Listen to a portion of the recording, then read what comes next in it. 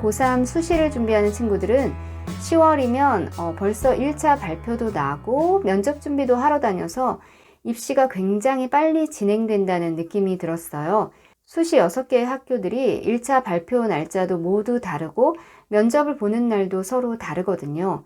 물론 올해는 코로나로 인해서 모든 일정이 좀 늦춰지긴 했지만 어쨌든 3학년 2학기는 거의 각자 도생의 분위기에서 마음도 들뜨고 어수선한 느낌이었어요. 저희 아이도 고3 10월 중순에 1차 발표가 난 학교들이 있었는데 합격 가능성이 가장 높은 학교부터 떨어져서 아이가 힘들어 했었어요. 가장 안정적이라고 생각한 학교부터 떨어지니까 저 역시 기가 다 좀 빠지는 느낌이었고 내가 원서 접수 과정에서 뭔가 실수한 건 없었을까?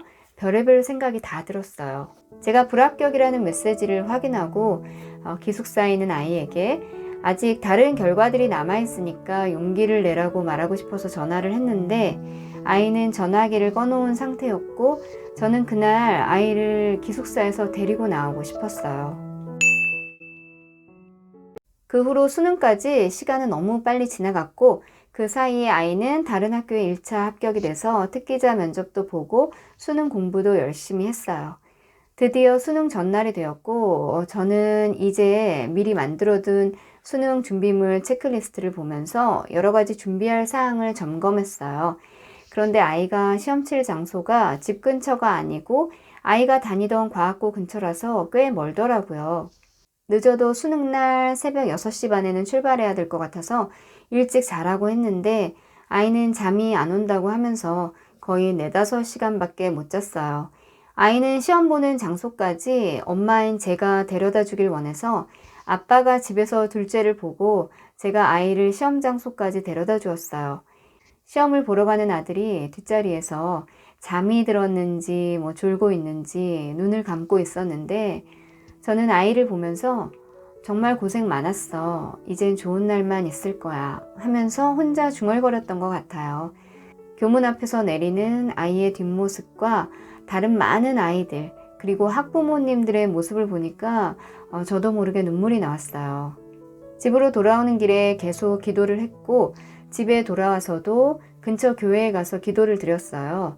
기도를 드리는데 3년 동안에 힘들었던 순간들이 필름처럼 지나갔어요. 아이는 과학고에 입학했을 당시에 친구들과 함께 생활하면서 같이 공부하는 기숙사 생활을 정말 즐거워했어요.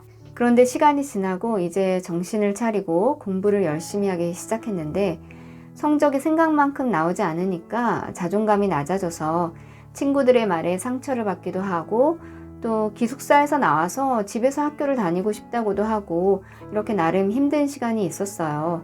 아이는 그때 여러 가지 생각을 좀 정리하고 공부를 더 열심히 하려고 마음을 먹고 머리를 거의 군인처럼 짧게 잘랐는데 추운 겨울날 아이가 더 추워 보이고 귀엽던 그 얼굴이 많이 상해서 마음이 많이 아팠어요. 아이에게 과학고를 왜 지원을 했냐면서 원망의 소리를 늘어놓았던 적도 있었고 아이도 제가 속상해하는 모습을 보면서 자기가 더 속상하다면서 서로에게 원망도 하고 또 격려도 하면서 그렇게 보낸 3년의 시간이 계속 떠올랐어요.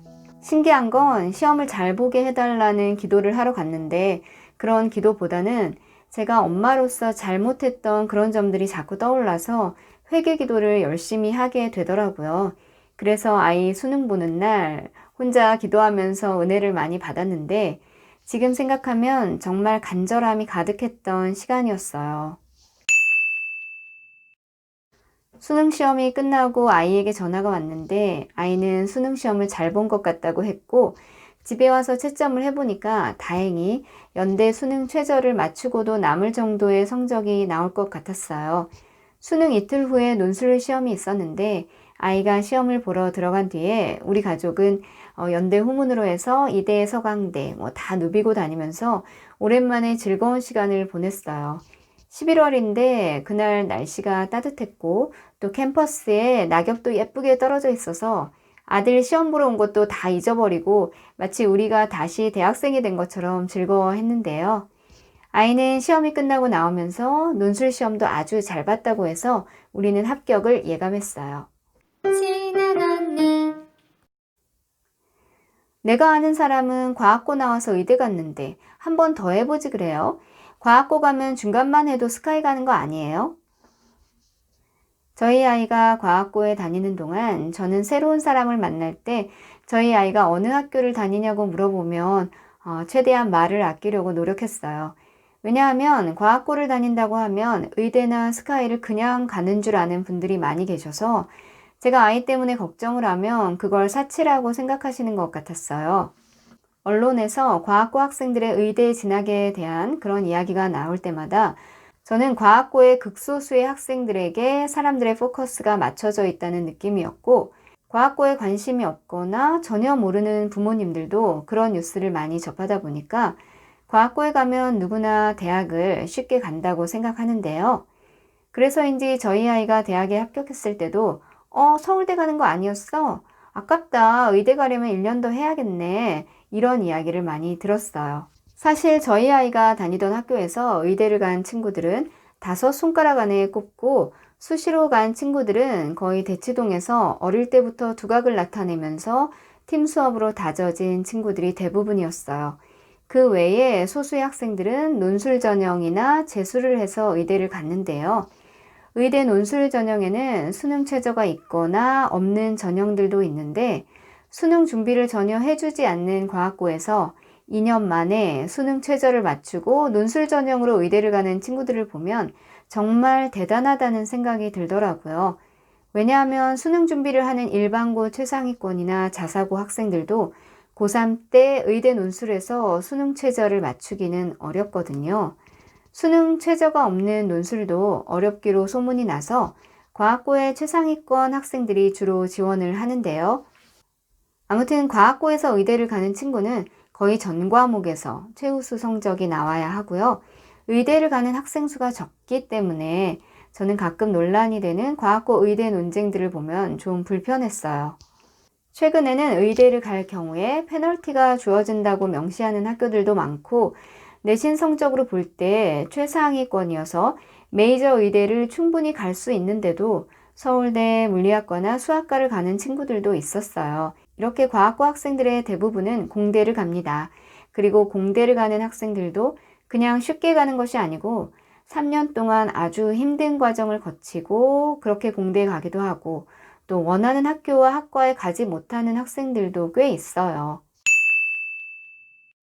서울대나 연고대는 전공에 따라서 컷이 다 다른데 인기 학과는 내신이 아주 좋아야 갈 수 있고 과기원이라 불리는 학교들도 예전보다 컷이 많이 올라가고 있다고 해요.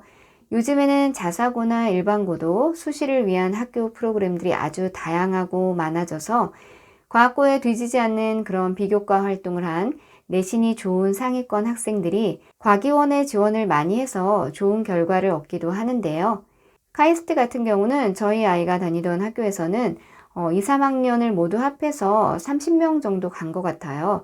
많은 친구들이 서울대와 또 연고대 이렇게 중복으로 붙어서 정확히 몇 등부터 몇 등까지 갔다고 말씀드리긴 어려워요. 아이가 졸업한 그 학교 친구들은 카이스트를 제외한 다른 과기원은 좀 쉽게 가는 편이었는데 유독 어떤 과기원은 합격생이 별로 없어서 지역 인재를 우대한다는 느낌이 드는 경우도 있었고 피공대 같은 경우는 조기 진학을 하는 2학년을 가장 좋아한다고 알려져 있는데 서울권 과고에서는 내신 성적 순으로 합격하는 게 아니고 정말 그 학교를 등록할 수준의 그 내신 범위에 있는 학생들 그리고 그 학교에 꼭 가겠다는 의지가 있는 학생을 좀 골라서 뽑는다는 느낌이 들었어요. 그 학교는 또 일반고 최상위권을 아주 좋아한다고 소문이 나 있죠.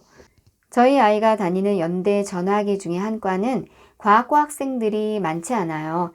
그 이유를 저와 저희 아이 또 다른 분들과 함께 분석을 해보았는데 아무래도 연대 전화기 같이 높은 과는 서울대와 카이스트 동시에 합격하는 경우가 많아서 대부분 서울대나 카이스트로 진학을 많이 해서 그런 것 같고요.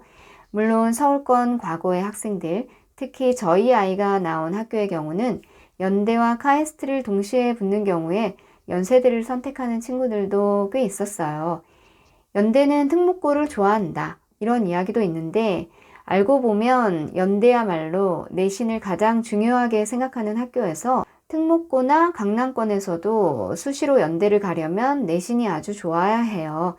그래서 수시로 서울대는 붙었는데 연대는 떨어졌다. 강남권에서 연대는 정시로 많이 간다.